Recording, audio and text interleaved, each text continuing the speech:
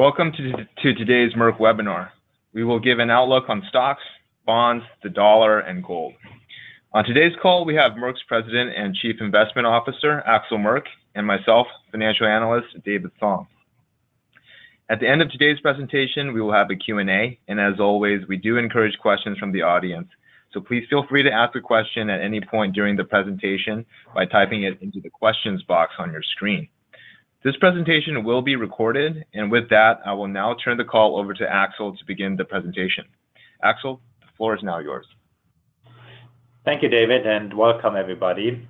When we were planning the webinar for today several weeks ago, we first thought, oh, let's dive into this or that specific topic. Well, and then something happened in the market. Volatility blew out, and we thought, well, maybe we'll talk about the more general environment. And so today we'll talk a little bit about the kind of the context of the volatility, of how it came about, what it means, and then we'll dive a little bit more as to our outlook in the context of what has happened. And here's a starting slide, then obviously we'll have Q&A, and please anytime ask questions. But to get started here, in the upper left-hand corner, I have the picture that I showed late last year in our Outlook webinar, that this might just happen, that at some point, what can possibly go wrong, right? Volatility might come. And then I recycled a cartoon from several years ago about whether something can possibly go wrong and whether the machine is quote unquote rigged, the investment machine in this case. And in those days, it was a different topic in those days, but still, I think everybody can relate to what that might mean. And I wrote a newsletter a few days ago that talked about how many investors went along for the ride, but weren't quite comfortable with what had happened in the markets. And so we're trying to have various ways to buy protection to protect themselves, because the other thing to do, of course, is you move some money into cash, but cash is kind of boring. And if you're a professional investor, well, you tend to lose your clients if you hold too much in cash. So you try to be creative. And so anybody who's done that, though, knows that this has been very, very expensive. And I'll touch on that here in a minute. But let me first provide some context here. Here first, the quote-unquote FANG update, the relentlessly always up-moving stocks that have hit a little bit of a wall. But obviously, as you also know, in recent days, things have moved back up. And so one of the questions I'll try to address is whether things are moving, kind of whether this was yet another dip just to be bought, and whether this correction is over again already. And clearly, we don't have a crystal ball either, but I'd like to provide a little bit more context as to where we are and where we might be heading. And so this is a chart here that I might have shown you once, but those of you who follow our research service, and I'll talk about that here in a minute, they've probably seen this before. And let me first explain what this is. This one here is the gray line is an index. It's called the Fed Z1 Aggregate Equity Allocation Index. It's a statistics created by the Federal Reserve. But basically what it shows is, it shows the proportion of money that is in equities relative to bonds. And so if you think about the investment universe and think about it in stocks versus bonds, when somebody sells a stock, these stocks actually don't really disappear. But the value might change. If you have lots of sellers and a few buyers, well, for every seller, there has to be a buyer, but the buyer may be willing to pay less than the sellers want to have, and so they have to meet at a new price. And so there is an aggregate value of stocks, there's an aggregate value of fixed income out there, and that relationship changes over time. Now, the nice thing about this Federal Reserve number, the Z1 number, is that it goes back all the way until 1945, and it is a very consistent methodology. Disadvantages, the Federal Reserve takes quite a while to get this number published. So here, the latest available number is September 30th. You can get a proxy, by the way, of this number with real-time data. It's not as accurate and so forth, but for purposes of what I'm showing here, we don't really need the most timely number. So on top of that, or also imposed on this, and by the way, it shows that currently a lot of people have a lot of money invested in stocks. And by the way, that scale is inverted. So the lower the number goes, the higher the value of stocks versus fixed income is.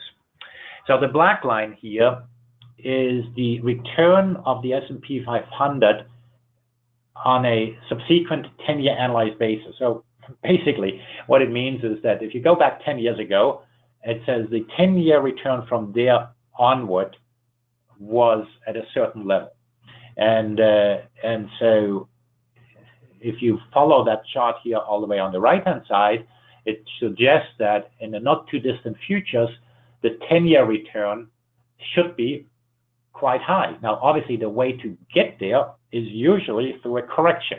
And so in 2008, we saw that, right? In 2008, the market plunged.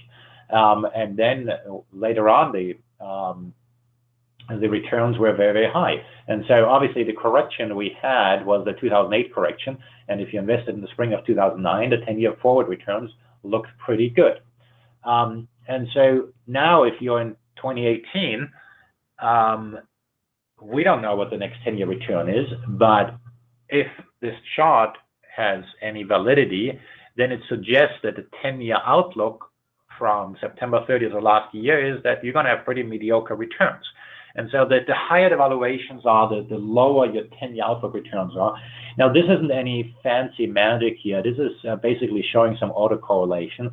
And some people show slight variations of the chart. But the short of it is, it suggests stocks might be expensive. And if you take chips off the table because you think there might be better opportunities, that might not be such a bad idea. Although, of course, that's not a perfect foresight. Now, that said, was the correction we had, was that the bottom of the markets? And where are we going to go from here now, or have we seen the let me just hang on a second. Let me make sure I find the right chart here. Here we go. People ask me whether we are entering a bear market and so forth. And there are many arguments you can make. Let me give you here a bull case. And the previous chart was more of a bearish case, saying, hey, the next 10 years might not look so great because valuations are high. Now, that said, if you look at a bunch of other data in the market, the recent peak, the so-called breadth in the market was pretty decent. And what that means is that people tended to be optimistic into this bull market, and they were taken a bit by surprise by the recent sell-off. And if you look historically, this is a table going back to 1929, that in the left-hand column, how many stocks were within the 2% high of the bull market, and you'll see that that historically it was far fewer stocks than today, at least most of the time. And how many stocks in the right-hand column were more than 20% below the bull market high? You see it's a fairly low percentage. Now, those suggest it's rare that we have the end of the bull market when the so-called breadth in the market is reasonably good. Now, does that mean you can't have a bear market? Of course, it doesn't mean that. But that is one indicator when some people say, hey, buy the dip. Now, the other thing, of course, that people say buy the dip is because in Brexit, after Brexit, the market recovered right away. After Trump re-election, it was very, very brief time after the market recovered. And so people are saying, hey, this is yet another dip. And I've argued, well, maybe, just maybe this time is different. The one shout out I'd like to make, I just mentioned it, to our research service. In late last year, we sent out an email to many of you, or to most of you, and said that we're starting a new service where we are publishing our chart book we're publishing multiple chart books on different topics. One is on a business cycle, with the argument being is that often the bear market is associated with a business cycle, and therefore it's of interest where it wants to be. And then a specific chart set on the S&P 500. And the idea is to go through a very consistent set of charts on a monthly basis to kind of dive more into depth of what's happening. And those of you who are on that list, great, and you're only on that list if you clicked on the initial email, because we're still working on that. If you want to be on that list and are not on it, please drop us a note in the Q&A box, and we will be glad to add you to that list. And indeed, we sent out the latest chart book on the S&P 500 yesterday, and it includes this chart here amongst others. Yeah, let me show you a very different way of looking at the markets before I talk about volatility and the value of the markets in the context of volatility.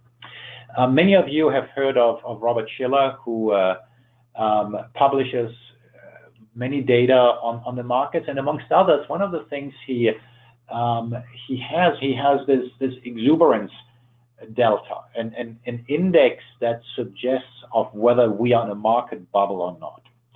And basically what he says is that if you believe that the market is fairly valued, which is the black line, and if you believe that the market is going to go up, well, that's the very definition of a bubble, because if the market is fairly valued, you shouldn't necessarily think it's going to go through the roof, right? And so the gray bars there on the bottom are the ones that kind of give an indication of where we are in this exuberance delta. And we didn't, to make the chart not too complicated, we didn't superimpose now where the bear markets were, but you can kind of see it, right? In early 2009, people were very fearful. They weren't exuberant at all, whereas in late 99, they were very, very exuberant. And so we're reasonably exuberant right now. It's reasonably bubbly based on this indicator. It's just a different way of looking at the markets. I wanted to share that with you. So now let's talk about volatility, and apologies already if we're going to get a tad technical here. But if just the fact that you're listening to this assumes you're interested in the markets, and by all means, I'm sure you've heard about the VIX. VIX obviously being an indicator of volatility in the market, and we have been pounding the table on this for a very extended period, that these markets are abnormally quiet, or at least have been abnormally quiet. And you see that in how after 2015 there, you see the peak there, volatility has been going down. The VIX index has been below 10. That's a measure of volatility. Whereas historically it's more in the 20% range, and here you see the kind of the 20 line. I don't know whether you can see the mouse as I move it here, but sure enough, that volatility has been spiking higher. And the way to think about it is that if you invest in the markets, if you go to your investment advisor, you ask your client, hey, what sort of risk can you bear? And then you point to a chart and say, hey, this is how much risk you can bear. And I think just about everybody agrees that people have no clue when they're answering this question, because you don't know what risk is until you experience it. And so in late 2008, people knew what fear was. In this environment, people are complacent. I would allege even in the last 2 weeks, a lot of people are brushing it off, especially since we've moved back higher again. But the volatility is a measure of fear, how fearful you are, or how fearful investors in general are here based on the volatility index. And of course, if you have a certain risk profile, well, you invest in risky assets based on your risk profile. Now, if the risk in those assets is being dampened by factors such as QE, such as low interest rates, such as a promise to do whatever it takes, you're going to go out on a limb and maybe reach for yield, invest a little bit more in the stock market you might otherwise, invest a little bit more in junk bonds rather than zero yielding treasuries. And that's pushing asset prices higher.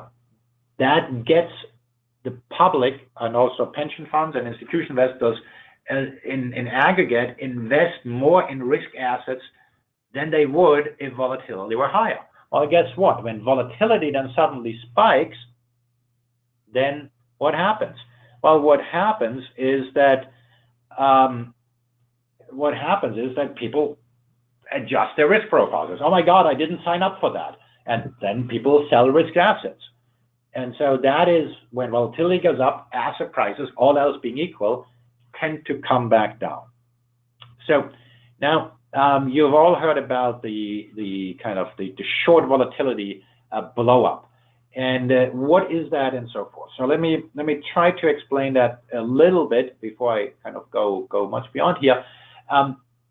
I indicated earlier that if you were concerned that these markets weren't doing so great, that something was shady about this rally, it cannot last forever, but you kind of like to go for along for the ride, so maybe you bought a put option, or you tried some other way of protecting yourself. Well, any sort of protection had cost you an arm in the leg, and that's one of the reasons why many people didn't do it. If you bought put option, they were quite expensive. If you specifically take a position on rising volatility, it would cost you, buying the VIX index through an exchange traded note, it would literally cost you over 10% a month last year to do that. Now, conversely, last year, if you were on the other side of that, if you're writing that insurance, you were able to harvest over 10% a month. Writing volatility, selling vol, as it's called, made you over 100% in return last year. And that was just an insanity that couldn't last. Now, when you do that, and the reason why you make so much money, you don't see a 10% return a year in this thing, but the reason why you make so much money selling this, or pay so much money buying it, because you cannot actually buy or sell volatility in the spot market. You do it in the derivatives markets, you do it in the forward market. And so it's just like buying insurance. You're buying insurance that your house doesn't burn down next month, not that it doesn't burn down this very instant. And so if the market volatility is very low, you're buying insurance that it remains low next month, whereas the market was pricing in higher volatility for next month. And so you have to pay up for that. And then if volatility stayed down, well, you were out 10%, and because it didn't actually go up. Whereas in the derivatives markets, you made all this money in the next month. Now here, to just confuse you even more, this is volatility of volatility. Now this might be an arcane concept, but in those derivative markets, the volatility itself spiked. So trying to hedge yourself became suddenly an immensely confusing game, and the result of that is that those who were writing insurance collapsed. And that is just, there was a huge curveball, to say the least. And by the way, if you make 100% in 1 year, but then lose over 90%, you end up with almost nothing, or maybe 20%, but most of these folks lost much more than 80% on the way down. So people lost a tremendous amount. This happens to be the XIV exchange traded note that's now going to shut down. And the value of that went completely haywire. And the reason it went haywire is because they have to use the derivatives. And so currently, just like you were able to harvest 10% a month, now you're at the opposite side of this thing. It is no longer profitable to write insurance because volatility right now is elevated, and going forward, it hasn't quite quieted down yet. And so this entire business model is upside down. And some people have said, oh, these people use leverage. You don't need to use leverage to be completely creamed in this sort of thing. But I have this little detour here simply to show you that there is some turmoil in the markets, and I apologize if I've confused too many people. But let me talk here about one more thing. And I talked about that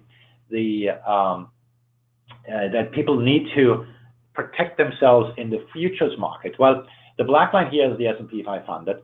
The gray line here is a measure of how the volatility index in that futures market is not working according to how it, quote unquote, should work in a normal market. So in a normal market, when the gray bars are moving high, that is when you can, quote unquote, sell volatility and harvest the gain. But then when you have these periods of panic, and you see there one in 2008, and you see one now, you got the stress in the market where it's called backwardation. For those of you who follow the commodities market and oil have heard of that.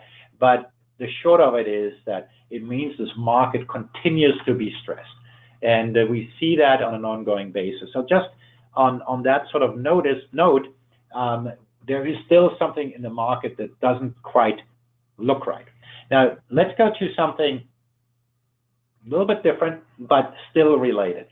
Some people were talking, aside from kind of the speculators that had the insanity of shorting volatility, there are also some very quote-unquote reasonable people that had some problem. Some of you may have heard of a risk parity investment, a risk parity trade. Let me take a step back and explain what that is. It's actually a very reasonable investment strategy for many people, but too much of a good thing with leverage can be deadly or can hurt. And so let's assume for a moment you have a traditional 60-40 portfolio. You invest in equities, you invest in bonds. The specialty about risk parity, and by the way, there are many incarnations of that, but the specialty about it is that every bucket you invest in should have a similar amount of risk. And since fixed income is historically less volatile than equities, most of these risk parity strategies use leverage, and they gear up their fixed income investment. And so that way they say, all right, now I have a similar amount of risk in fixed income as I have in equities. And by the way, because these things are inversely correlated, this is like perfect free lunch, because diversification is the one free lunch you get in Wall Street. And that free lunch, and I put that in quotes, was exacerbated by the financial crisis. Think about what happened. Whenever stocks sold off, which happened to be when there was yet another scream for the end of the world, Federal Reserve came in and printed money, meaning to buy bonds. So whenever equities sold, fixed income rose. And so you have this almost perfect inverse relationship that got people to really believe in this strategy. And it is particularly institutions that love this. Many pension funds pursue this strategy. If you Google the topic, you find white papers on why this is the best thing since sliced bread. The problem is it relies on two things. It relies on A, correlations working, and B, on leverage. And anything that has leverage can go wrong. And let's look at the correlation part. This is the correlation between equities and bonds. Correlation, obviously, a measure of how securities or asset classes move versus one another. A correlation of 1 is they move perfectly together. Of -1, they are perfectly inverted. And you'll see that over much of the last decade, most notably in the post-crisis period, the correlation was highly negative, which is exactly what you want for that sort of strategy to work. But if you look back further in the 1970s, 1980s, they were positively correlated. And so everybody that thinks that stocks and bonds are always inversely correlated, well, got news for you, it's not always the case. If you look at, I believe it was February 2nd, where we had the non-farm payroll report that that was the initial catalyst for this massive sell-off in the market, we had both stocks and bonds sell. And what happened, let me go back to the previous slide here, on a weekly basis, that week was the biggest sell-off in risk parity strategies since 2009. And I say the biggest sell-off in risk parity strategies here, this is, you can see in the small print here, about the indices that we use, and many risk parity strategies lost money. And so what you do in those strategies is when volatility spikes, well, guess what? You're levered, you've got to pare down the leverage because suddenly that stuff doesn't work anymore. And if, and I'm first putting out an if here, if higher volatility is going to persist, well, there has to be an ongoing lower amount of leverage in these strategies. But importantly, if that correlation between stocks and bonds is breaking down, we're going to have a lot of institutions at a loss. Pension fund boards don't know anything else. We've been told that we don't need to think about anymore with our investments. Passive is everything, and you do stocks and bonds, and then you shut up and you just look what happens. Well, I would allege that in the coming years, a lot of pension funds are going to not meet their targets, and the board's members are going to be looking for new jobs. The portfolio managers are going to explain to them why this has changed, and the boards still will tell you, but we don't know any better. And so I think there's a grave risk to the traditional asset allocation. And part of it is also because on the fixed income side, there will be a lot of people that are not even in the traditional bonds that are supposed to be invested in for the diversification. So the problem will be exacerbated for those folks. Now, all that said, and this was all a tad technical, question remains, what's going to happen next? And to do that, let me go back and talk a little bit more even about volatility. We have, and what is causing volatility? I kind of referenced it that QE caused volatility to be lower, and that the reason is because when you print money to buy securities, when you buy fixed income securities, the spreads, the premium that junk bonds have over treasuries is lower, and that sort of thing compresses risk premium, pushes up asset prices. Well, what's been happening is that this process has started to reverse. Not only because we've had this blow up because of a trade that was too good to be true, not only because maybe a bit too much money has been chasing risk parity, but even more so and on a more pronounced basis is because the Federal Reserve and increasingly other central banks are moving further away from the extraordinary accommodation that they've had. Interest rates have been rising in the U.S., and the money printing has been going in reverse. The Fed balance sheet has been shrinking. It's going to shrink at an accelerated pace if it sticks to the plans that have been announced. And the European Central Bank has announced that it's going to reduce its purchases. They're going to be tapering soon. So all this trend is moving in reverse. All of that, in my view, is going to cause risk premium to go higher, volatility go higher. And then there's this thing about inflation. It's no coincidence that it was the wage inflation that was announced on February 2nd that was the catalyst or likely catalyst for all of this, that inflation may well be higher. Now, is inflation going to be higher for good? Let me talk about inflation about a few different places here, but let me talk about demographics. When you talk to anybody about demographics, they will all tell you, oh, we have an aging population, and that means inflation is going to be lower. And for those of you who are not economists, let me just try to explain that in a nutshell. The theory behind this is, and there's a lot of backing in the data, that when you are in your prime borrowing years, so a 35, like from 25 to 35, you start being in your prime borrowing years because that is when you take out a mortgage to buy a home, you're kind of building your life. That means you have a lot of demand for credit. When you are getting older, you live off your savings, and that means you don't have as much demand for credit anymore. And so that's why an aging society tends to have lower long-term rates. So, and I'm completely on board with that's a factor for lower inflation. However, this is a chart here that those who follow demographics might want to pay attention to. This here shows for the next couple of years, and this is not a hugely long-term chart, but for the next couple of years, we might, due to demographics, I'm just talking about demographics here, a tick up in inflation. And even though we have an aging society, we have echo boomers here that are going to get into the prime years. And so what we've done here is we've overlaid the core PCE, that's a inflation measure of the Federal Reserve is using. And then next to it, we have offset the labor force, the active population of the 15 to 24-year-olds. And now the reason we show those youngsters is because those youngsters will be older in a few years. And so if you follow this chart, and again, this is just indication, there's obviously no perfect prediction here, but based on our analysis, in the next couple of years, we'll have a slight upward bias on inflation. And I just put that out there is because everybody says demographics provide headwinds. We agree with that in the long run, but for the next several years, inflation is going to be supported by demographics in our view. So then let's talk about these folks. And I put some Democrats on here as well. But we have a few things that if you've paid attention that may well be inflationary. We are near full employment.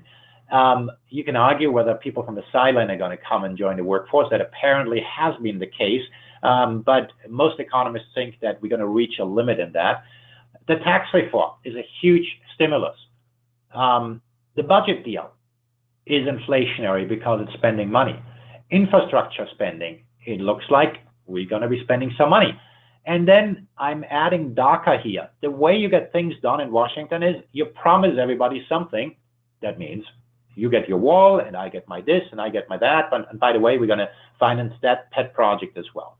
The latest was that just maybe we're going to raise taxes a little bit, so we might even get some additional revenue here, and that might be a dampener maybe on growth.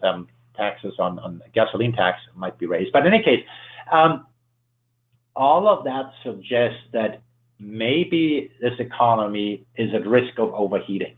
And so what that means in practice is that maybe, just maybe, long-term rates might be moving higher. So here you see the chart of the 10-year yields in the U.S., and then you got a bunch of gray lines that show the standard deviations here in the long run, that we are breaking out from a long-term downward trend. And both Bill Gross of PIMCO and the Gundlach of Dotline Capital have indicated they've given some little different levels, but we are beyond those levels that say maybe bonds will be in a bear market, which we haven't seen really in ages. Now, clearly, we don't know what the future may bear, but clearly, whereas a year ago, deflation was all the issue in the world, now suddenly people are start thinking about inflation. Is inflation really going to be an issue? This chart suggests it may well be. The one reason why it may not be is because so many people are suddenly starting talking about it, but they're starting to talk about it because it makes a great deal of sense. On that note, last year was the first year in many where the Federal Reserve hiked more times than had been priced in the beginning of the year. In our analysis, that may well happen this year as well. So this one here is a chart that shows inflation expectations. What we're showing is the so-called US 10-year break-even rate. Here, the small print explains what that is. You're basically taking the difference between the yield of a bond and that of an inflation protected security. But what we're trying to show here is inflation expectations. It's not like people are expecting hyperinflation, but they're up there. We are at the target of the Federal Reserve of 2%, which is the dotted line here. And most importantly, they did not collapse during the recent turmoil in the market. Yes, they dipped down, but if you look at early 2016, you see how much they collapsed. When those inflation expectations collapse, the Federal Reserve is petrified. They think, oh my God, deflation is going to take over. In late 2008, that's a collapse. I mean, a bit extreme, of course, there, but they did not collapse. And what that means is the Federal Reserve doesn't give a darn about what happened to the stock market of late. They're going to keep marching. Now, Jay Powell, our new Fed chair, is going to testify for the first time later this month. To just talk about him just a minute here. And those of you who've listened to my webinars know my opinion of him. I don't question his intellect or integrity, but he doesn't care about monetary policy, in my view. He cares about bank regulations. When he was asked about the economy for next year, if that was this year, was last year for this year, he had to look up in his notes and stumbled a little bit. He's not an economist. Now, that's not necessarily a bad thing, but what it means is that I don't expect him to move fast. I expect for him to be the primary concern whether the financial system is stable. I expect him to defer to the economists at the Fed to give him input. All of that suggests it's going to be very slow to react to a turmoil in the markets. And then the market-based indicators, which this one is, suggest inflation is not a problem. The Fed has always said, and I agree with them, they don't care about asset prices. What they do care about is so-called financial conditions. The only thing was, for an extended period, that was the same thing. Financial conditions, though, haven't deteriorated. Interest rates have moved higher, and financial conditions have continued to be easy. There's one Bloomberg chart, one Bloomberg Financial Condition Index that does show a weakness, but that financial condition index happens to be almost all the VIX index. Most financial condition indices are a little bit better constructed, and they just don't show any sort of panic or crisis. And so as long as the markets function well, as long as lending isn't negatively impacted by this turmoil, the Fed has no reason to pull things back. Indeed, tightening is supposed to tighten financial conditions a little bit. The Fed is concerned and has to be concerned with too much of a good thing. And now with all these stimuli moving in, interest rates may well move higher. Now, when interest rates move higher, when inflation tends to move higher, when demographics might suggest more inflation, when the QE is going to be reversed, all of that is suggesting that that risk premium are going to rise, and volatility is going to be staying higher for good. That's my interpretation of that. To me, that's as clear as the night comes after the day. But what the heck do I know, right? But what it does mean is for overall asset allocation that if volatility is going to be higher for good, we're not going to go back down to the below 10 volatility VIX index for an extended period. And what that means basically is that, and today, for example, the VIX index was at 19, despite the S&P surging ahead. It wasn't below 10. If that is the new normal for a bull market, well, if the S&P plunges, we might be substantially above that. And what that means over time is that people will take that into account in the portfolio allocation. And since, quote unquote, everybody is invested in the stock market and junk bonds, that means they have to take chips off the table. And that means everything else equal, asset prices should be lower. Now, I say everything else equal because you can always have earnings go through the roof and whatnot that counters that. But I do think, and that is also why I said, hey, it is, I haven't said it now, but it's quite possible that we reach new highs in the equity markets. But if and when we do, the breadth indicators are almost certainly, in my view, going to be far weaker because there will be fewer people participating in this rally. And so then we're going to have the more classic signs of an end of a bull market. And then we're going to have the end of the bull market. Now, does it have to play this out? No. Is it prudent to wait for the next peak in the market? Well, if you tell me where that peak is, I'll wait, but I don't know where that is, and I'd rather prepare for it now. And more importantly, adjusting for a different risk environment is in anybody's interest. And if you haven't done it already, you might well want to do it. So let me go here to this chart, since I haven't talked about that. You've all seen this. These are the different balance sheets around the world, and the Federal Reserve balance sheet has come down ever so slightly. The ECB prints happily. Bank of Japan hasn't printed quite as much. The expectation, though, is for the Fed to taper, for the ECB to taper. And by the way, the reason why this line is so choppy is because it takes the day's exchange rate. Many times when you see these charts, they are fixed exchange rates. It's not like the ECB has mopped up the money, but the strength in the euro shows that, at least on a dollar basis, that number has come down. But let me talk about these central banks here in a minute in a little different context. There's a chart I've shown in the past. It shows about the negative yielding debt out there. That number is decreasing. And obviously, in my view, that is not sustainable in the long run. But we've seen the peak of that. In my view, that's going to move lower.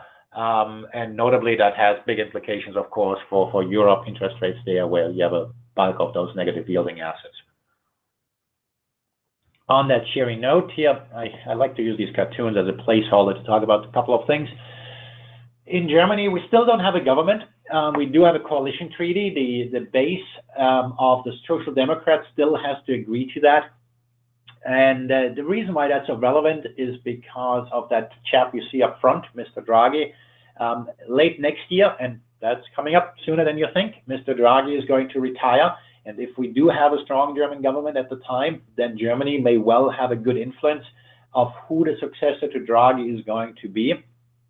And we are believing and are positioned accordingly in some of what we do, that that rates are going to move higher in Europe than is priced in recent days. That's been playing out well as expectations have globally adjusted higher.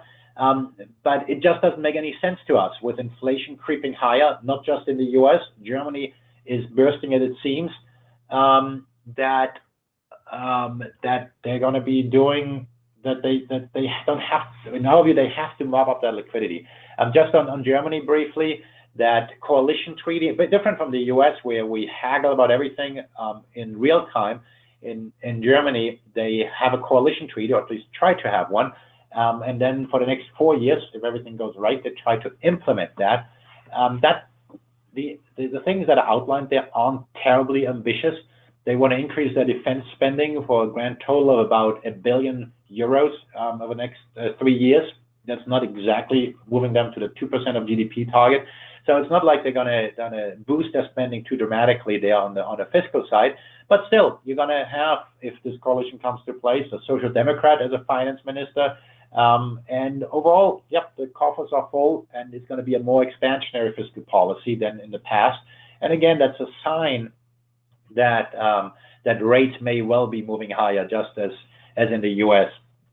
If we look around the world, before I talk about specific currencies, China has been doing quite well. There are a lot of people that are talking how when things were a little rough in China, they inflated some of the economic numbers, and now conversely, there is the talk that maybe, just maybe, the Chinese are actually underreporting some of the growth numbers. In my view, China is still not stable. They always kind of take 2 steps forward, 1 back, and sometimes 2 steps backwards. They recently again said they want to be more market-oriented. They can do that because things go reasonably well. The moment the tide shifts, they can again be taking a lot of the reforms backwards. Let me take that as an opportunity, though, to talk about the yen as well. And maybe on that note, on the dollar index here more broadly,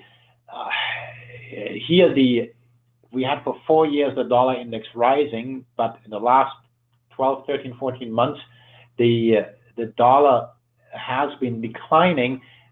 Here it is versus a trade-weighted index. That's the favorite measure of the Federal Reserve. And we had a recent uptick here in the turmoil, but again today it was coming down. Here this chart ends on February 9. But why is it that when rates move higher in the U.S. that the dollar is weakening? And we last had that a good decade ago in 2003, 4, 5. I don't know the exact years here, where rates were moving higher, but yet the dollar was weakening. So there is historic precedent for that. And most notably, a lot of the rise in the dollar was on the backdrop of the expected tapering. When the interest rates actually hikes came, the dollar weakened. And now with the fiscal discipline in the U.S. deteriorating, that may well be a reason why the dollar is weakening. The other one is that the rest of the world might need to play some catch up on some of these valuations. There's been a lot of talk on that. It is suddenly acceptable again to invest in Europe. For those who followed us for a while, you're well aware that when we talk positively about Europe, a lot of pushback. It was just not fashionable, whereas now it seems acceptable again to invest in Europe and other places. Now that's causing a dampen up. But the classic economist view is that when yields rise in the U.S., the dollar is more attractive. And so the 10-year yield in the U.S. has been rising. And especially versus the yen, people would have said, oh my God, the yen has to plunge because the yield differential is increasing, because obviously in Japan, the yield is near zero on the 10-year. And so with U.S. yields rising, the dollar should be rising. Well, the exact opposite has been happening. And in my view, it is one way investors buy protection, because historically the yen does do very well in risk-off environments. And so the yen has in some ways decoupled.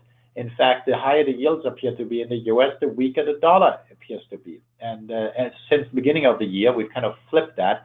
It's one of the reasons, by the way, why I think risk parity strategies are breaking down. Think of this market, and we've seen that ever since late November, early December, much more like a washing machine. And what I mean to say with that is that correlations have been breaking down. The stuff doesn't work the way it quote unquote should work. And with hindsight, of course, we'll give you lots of explanations as to why that is happening.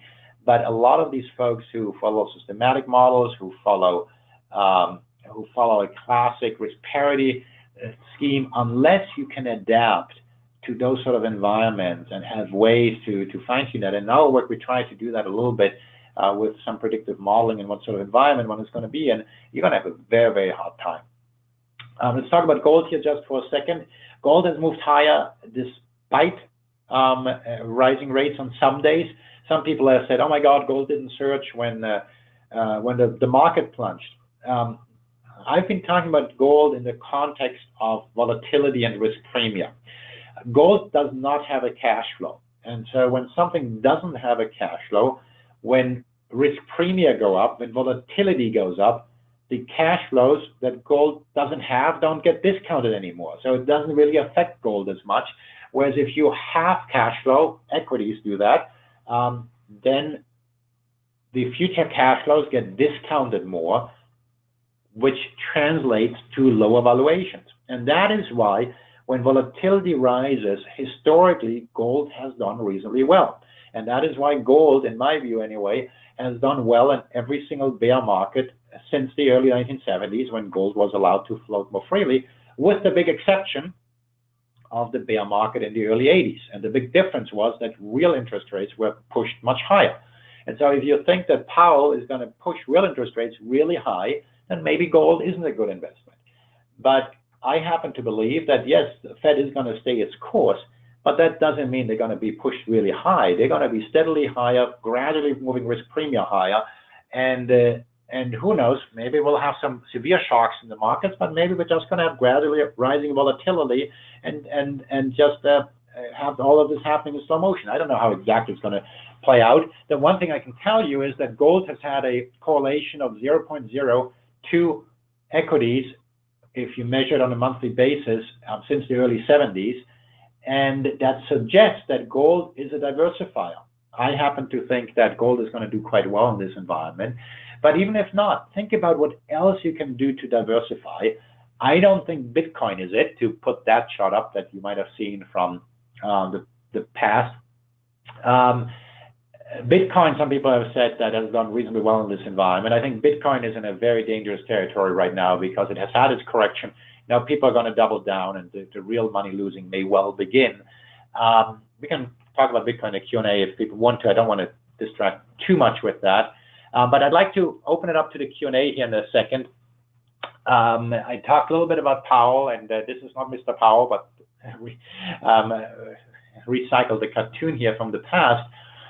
Let me just give a shout out once more for those who joined later about the research service. If you want to have our chart deck on the S&P 500 and be added to that list, let us know and give us feedback to that service, because it's a service we want to develop. We don't charge for it, at least not yet. I want to see how popular it is and so forth. But give us feedback, and obviously also give us feedback what you want to have in these webinars, and we'll be glad to provide you with something. Now, one more thing about the Q&A is this is not a product a product webinar. We did receive several questions ahead of the webinar about our products, or about our investment strategies.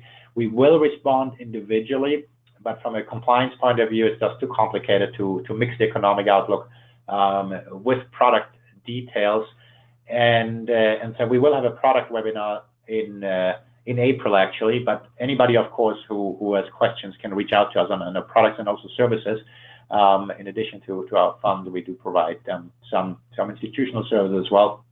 And so by all means, if you want to talk to us, reach out to us. And in the meantime, I'll pass it on to David to manage the Q&A. Great, thanks, Axel. So please now take a few minutes to read the following disclosures as we move to the Q&A portion of the call. Again, I would just like to remind everyone you can still ask a question by typing it into the text box. So our first question comes from R, and he asked, with high inflation occurring in the essentials needed for day-to-day living, what securities should one dump and or buy for retiring needing income? Axel? What should one dump or buy? Well, both of those sound like knee-jerk reactions, and obviously, as all of you probably know and appreciate, we can't give specific investment advice. So obviously, it's a couple of things there to keep in mind. First is the S&P is not the benchmark for most people. The benchmark is what you need in retirement, what you want to save for your children or grandchildren, whatever you might need, and the S&P or equities are a tool in that toolkit. And so it is not anybody's mandate who has a personal investment necessarily to chase the S&P 500. Of course, though, when the S&P goes up and up and up, and it seems like money is growing on trees, you feel like an idiot because, oh my God, why am I not investing there? Well, the reason you don't invest there, it is because it may not be compatible with your risk profile. And so you gotta, if you have lots of cash flows, from various sources, and one of them might be your job, you can afford to take greater risk, because if you lose money in your risk assets, it is all right. If you have 100 million and live modestly, you can afford to take a lot of risk. You may not want to, but you can afford to. If you have fairly little savings and you cannot work, you cannot afford to take substantial amount of risk. But what you can do, what anybody can do, is they can be prudent with their expenses. At least they can try to. I mean, the question, of course, points out that living expenses have gone up, and so that's much more easily said than done. Now, when it comes to quote-unquote dumping, the one thing I like to caution people is that a lot of things that investors have invested in is masking the real risk of those investments because of QE. And because the Federal Reserve is going to walk back from that, the real risk is going to show its ugly head, so to speak. And in that context, the recent weeks have been a wonderful wake-up call. And the best measure of risk is whether you can sleep with the risk you have at night. And I don't even mean just the gold bond or your pillow, whether you can sleep with that at night, but whether you can sleep at night with that risk. Now, clearly, a lot of people are still immune from the shock waves we had in recent weeks, because buying the dip has been the right sort of strategy for so many times. But it doesn't mean that it's the right thing for everybody. And so you got to think yourself, well, if we have that sort of turmoil, and maybe not the most extreme side of it, extend for a while, do I have too much? And so it's in that context to think about quote-unquote dumping. And just one more thing is, when retail investors dump things in a panic, people are condescending and say, oh my God, these guys, they are idiots. Well, and when the professionals do it, it's called risk management. It's the same thing, right? The environment, the risk environment has changed, and it is appropriate and prudent to adjust accordingly. Now, the right thing, in my view, is, of course, that when times are good, you take chips off the table, you have money on the sidelines, and when times in the markets are not so good, you put money back to work. Most people don't do it, and so they're overinvested in risk assets. I allege too many people are still overinvested, and so when volatility goes up, they have to sell on the way down, exacerbating, of course, the trend when everybody does it.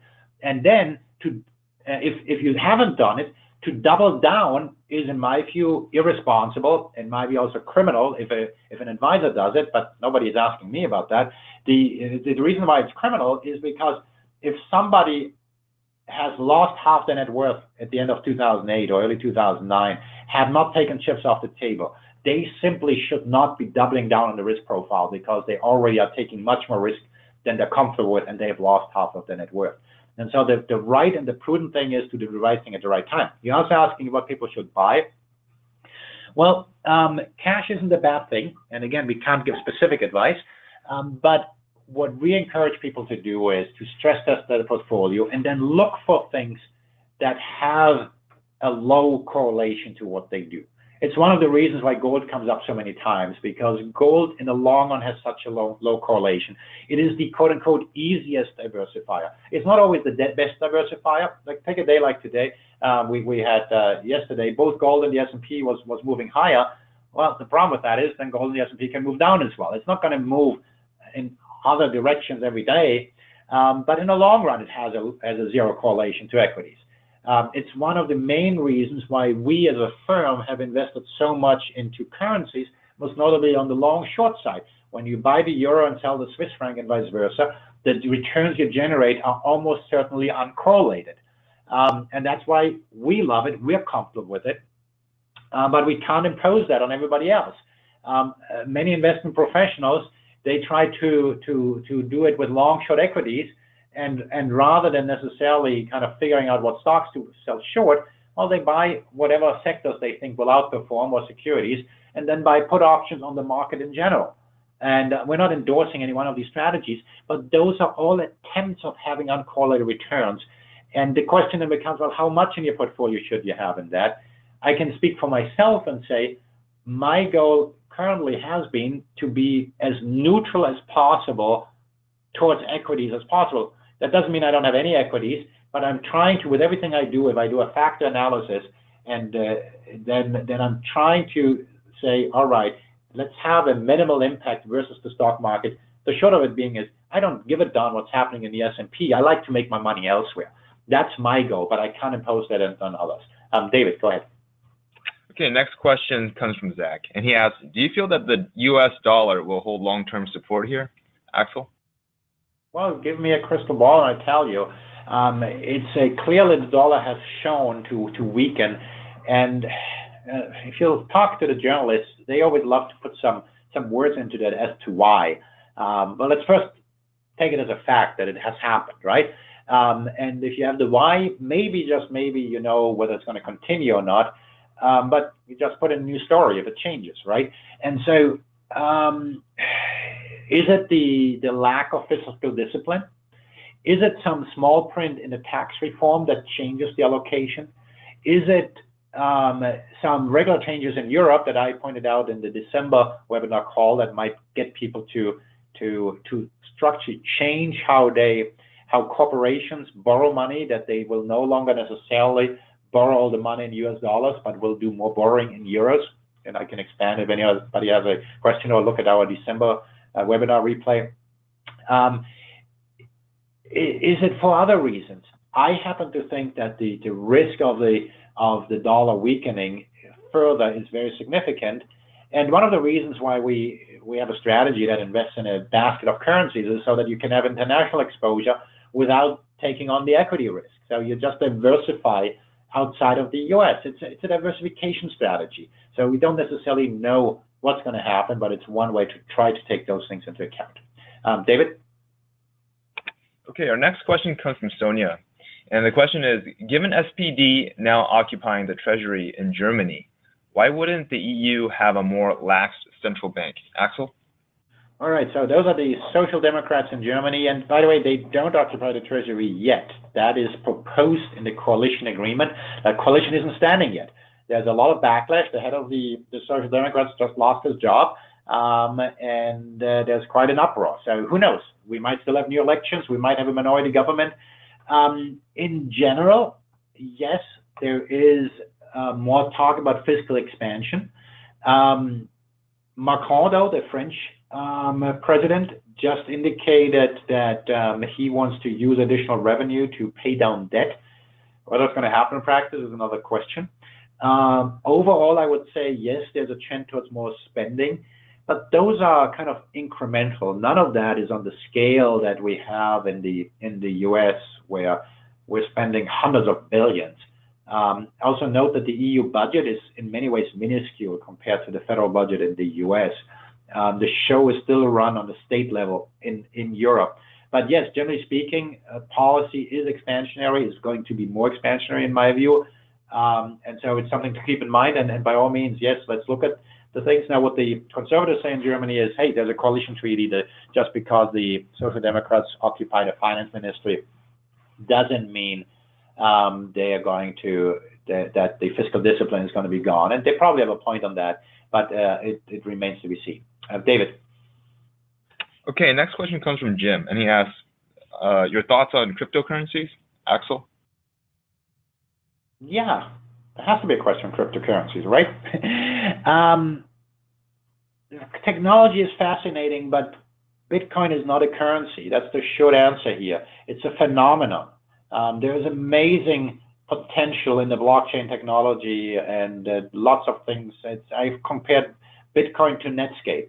Netscape isn't around anymore, but the internet still is. And so I do think there's a bright future for the blockchain technology. The most modern variations thereof are very, very promising of what you can do, overcoming many of the shortcomings that the blockchain technology and Bitcoin has. And so, yes, that's going to be with us for some time. But importantly, it is not a currency in the It is a currency in the sense that shares of IBM or Tesla are currency. And you sometimes hear that in a merger that, oh, we have an expensive currency to acquire another business. So yes, you can buy with shares of IBM, you can acquire another business. Technically, maybe you can buy with shares of IBM your groceries as well. In that sense, Bitcoin is a currency, but it is not a currency in the G10 sense, and it is not a currency in the sense of gold. The Winklevoss brothers the other day said, oh, Bitcoin beats gold on all the 9 metrics. I don't know which 9 metrics they refer to. I'm sure they wrote it down somewhere. It certainly doesn't do it on cyber theft and so forth. I completely disagree with that. Then the Winklevoss brothers said that, oh, the total gold market is this value, and therefore the total Bitcoin market should be that value. That's complete garbage. Pardon my language here. You can create a cryptocurrency every instant if you want to. You can create forks every minute. There is no unlimited supply. And so that talk is a bunch of nonsense. That doesn't mean there's no value in it. Some people have pointed out that there's value, for example, for remissions, to send money from the U.S. to El Salvador, wherever it may be. Well, there is a value in sending money out of China or wherever there are capital controls, but the folks that send it to El Salvador from the U.S., they do it because they're completely upset and fed up with the fees that they're paying to Western Union. And so they're accepting it as long as Bitcoin is going up. But I tell you, if Bitcoin plunges 20% every day, then it's a darn expensive proposition to send money around. Those are problems that can be overcome. There are blockchain technologies where you can send money more cheaply. And so, yes, there is value in some of those technologies, but not in Bitcoin per se. Before I pass it back to you for the last question, I want to have a shout out here. You see there in the bottom, follow me, and you see Twitter, Facebook, LinkedIn, Patreon. We're now on Patreon as well. If you don't know what that is, please look it up. We've noted not everybody likes to connect to us on LinkedIn, on Twitter, and LinkedIn has become a far more popular venue. By all means, please reach out to me on LinkedIn. Any of these channels are good. Email is normally the easiest way to reach people, but wherever you are, we try to be as well. So tell us where you are, and we'll be trying to kind of deliver services to you where you are and where you want to be. David. Okay, our last question comes from George. And the question is, from a chart perspective, dollar-yen looks to retest the 100 level again shortly. The question is, will it hold again this time as in mid-2016 or break? A break of 100 could trigger a steeper correction. Your thoughts / any implications for other assets? Axel? Yeah, it's a great question, and I don't know the answer. I tell you that I've been bullish on the yen, and again, that's my current view, and please read the disclosure. I might change that a second after I get off the call. Our systematic strategies have been far more cautious. I've been negative on the yen, saying this rally is overdone. I am strategically bullish on it for the medium term.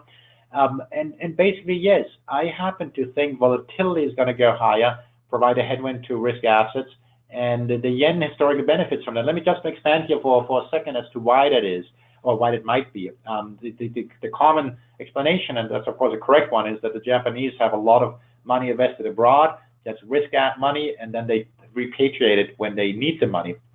That's one way to look at it. I like to look at it more from a current account balance point of view. Australia and New Zealand has a current account surplus. That means they need money from abroad. And when there's risk is on, their currencies tend to rise. And when risk is off, these currencies tend to plunge. Japan has historically had a current account surplus. And when risk is off, the currency goes up because consumers save more. They don't need that money from abroad. Everything else equal, that makes the currency stronger. And note when Abenomics was at its peak and the current account balance the surplus had deteriorated, the yen had lost in many ways that safety attribute. Now that Abenomics hasn't been quite as effective, I would allege anyway, it has regained some of those powers.